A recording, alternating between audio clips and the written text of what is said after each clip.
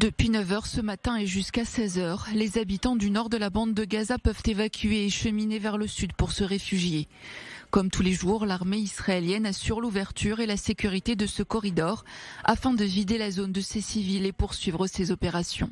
Ces dernières 24 heures, près de 200 positions du Hamas ont été ciblées par Tsahal. Tôt ce matin, l'armée israélienne a pris le contrôle du QG d'Eyman Nofel, au responsable du Hamas tué il y a plusieurs jours dans des frappes aériennes.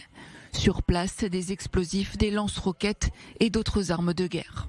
Lors d'un raid un peu plus tôt contre une infrastructure terroriste située dans une usine de béton, Tsahal a détruit plusieurs tunnels ainsi qu'une autre structure piégée située dans la même zone. Après la photo devenue historique des soldats de l'unité Golani brandissant un drapeau israélien au sein du Parlement du Hamas à Gaza, c'est cette fois au quartier général de la police militaire du groupe terroriste que les militaires ont posé, drapeau bleu-blanc en main. Alors qu'au nord, les tensions persistent et s'intensifient de jour en jour, Benjamin Netanyahou a déclaré dans une interview à la chaîne américaine Fox News qu'une victoire à Gaza était une première étape nécessaire pour dissuader le Hezbollah. Dans la ville du Nord, Saint-Jean d'Acre, ce lundi matin, la défense aérienne a intercepté une cible suspecte près des côtes. L'objet a été neutralisé avant de représenter une menace.